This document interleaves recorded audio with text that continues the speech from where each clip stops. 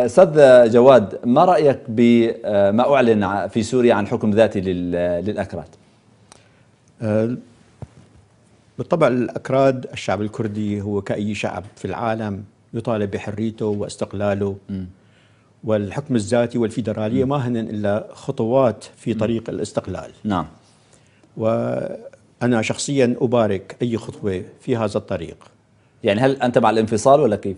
طبعا مع الانفصال، وخطوة الحكم الذاتي هي خطوة جيدة في طريق الانفصال.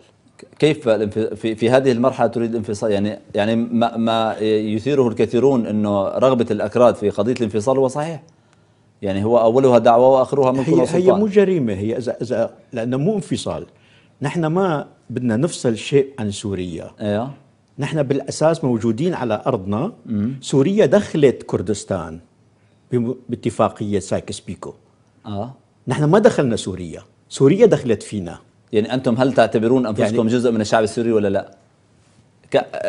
أنت بشكل شخصي، أنا سأسأل كل الممثلين الأكراد بما فيها الأستاذ صالح مسلم. أنا طبعا كردي كردستاني قبل أي شيء آخر. نعم.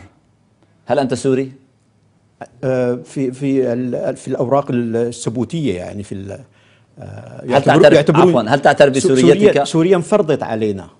هل تعترف بسوريتك؟ أنا لا أعترف بكرديتي.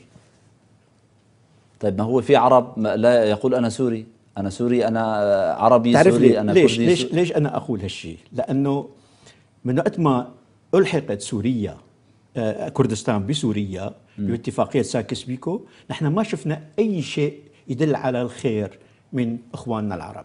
أنا ما بكره العرب، بس ولكن أنا أريد حقي في موضوعين. أنت عفوا أنت تعيب على العرب أنهم يفكرون بقومية، ما هيك؟ نحن نفكر ألست أشد تطرفا منهم؟ لا بالعكس. لك كيف؟ بالعكس، أنا أريد حقي.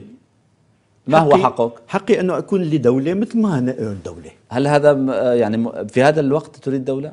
في هالوقت وفي كل وقت. طيب ما المانع أن يعيش السوريين كلهم في ضمن بلد واحد، دولة واحدة؟ طيب إذا عم يقتلونا في كل زمان، يقتلونا في كل وقت، من وقت ما تأسست الدولة السورية ما شفنا منه غير القتل وحرق أطفالنا في سينا مع عمودة، وقتل شبابنا في نوروز الأول والثاني والثالث بعد الانتفاضة بسنة 2004.